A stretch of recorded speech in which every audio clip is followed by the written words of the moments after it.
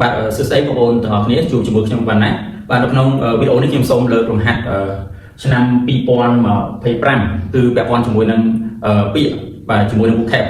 video muốn trong bạn bỏ sai chụp môi nâng bẹp con chụp môi nâng bịch cỏ còn đây dừng chọn bịch cỏ hay dừng trâu từ đó chụp môi nâng bịa hay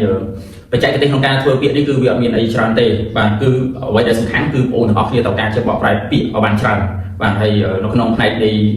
บุคคลนี้คือเกิดจริงปรำลมฮัทให้ปรำลมฮัทคือเวียเราปรำตัววิจารณ์บางจังสังคมชาวโอนออกนี้ไอสันสองปีตามปีธนาคารมาผมมาดอลธนาวิทยาลัยยืนนี่ไอปีใดที่เราสายจริงที่ทุกโต๊ะยังเคยทางกำลังปียืนทันทีละมวยทีละปีนั้นคือหลุมโมงบางสัญญาปลอมประดุแต่ดองจังต่อสมบูรณ์ของนี้โจlà chỉ mùi năng lục hạt chỉ mùi nước nhóm và nó thiên như đi thiên cái audio tha please confirm cho reservation in và việc confirm đi nhưngบอกรายtha bị chẹt và ai bảo nó Facebook nhớ nhưng khơi giờ đây là cái app mà nhớ nhưng khơi tha bị confirm nó từ tuổi rồi và tại nó đây cứ mình chẹt hay reservation nó nhưบอกรายthaการเกาะตุก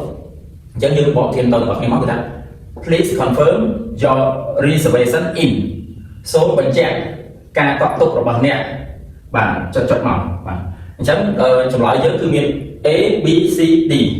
Aคือ writing vàយើងបកប្រែថាការសរសេរ B verse បកប្រែថាពាក្យ C letter បកប្រែថាសម្បត្តិ D paper បកប្រែថាกระดาษអញ្ចឹងបើយើងមើលឃើញ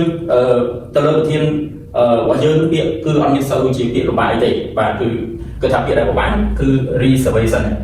ហើយបាទពាក់ព័ន្ធជាមួយនឹងការធ្វើរហ័ស vocabulary នេះគឺសំខាន់បងប្អូនទាំងអស់គ្នាត្រូវការចេះពាក្យបានច្រើនបាទហើយបើសិនណាយើងស្ទើរពាក្យទេវាប្របានតិចបាទហើយបើពាក់ព័ន្ធមួយបច្ចេកទេសគឺអត់មានបច្ចេកទេសទេហើយបើមានពាក់ព័ន្ធមួយ structure វាតែប៉ុណ្្នឹងឯងបាទហើយការបកប្រែពាក្យឲ្យបងប្អូនទាំងអស់នេះគឺខ្ញុំបកប្រែទៅតាមបរិបទនៃលំហាត់របស់យើងទេហើយពាក់ព័ន្ធជាមួយនឹងពាក្យខ្លះគឺវាបកប្រែបានច្រើនណាស់នេះប៉ុន្តែខ្ញុំលើកមកបាទខ្លះសម្រាប់ចម្លើយនៅក្នុងលំហាត់នេះគឺចម្លើយដែលត្រឹមត្រូវវាគឺចម្លើយ A បាទគឺយើងយកពាក្យ writing បាទហើយបានខ្ញុំជ្រើសរើសយកចម្លើយ A បាទដោយសារវា C នេះហើយវាត្រូវជាមួយនឹងចម្លើយលំហាត់របស់យើងតែម្ដងបាទនៅពេលដែលយើងដាក់ពាក្យ writing នឹងចូលទៅយើងថាសូមបញ្ជាក់ការកក់ទុករបស់អ្នកជាបាទលាយលក្ខណ៍អក្សរការសរសេរជាលាយលក្ខណ៍អក្សរបាទនេះគឺជាចម្លើយដែលត្រឹមត្រូវគឺចម្លើយ A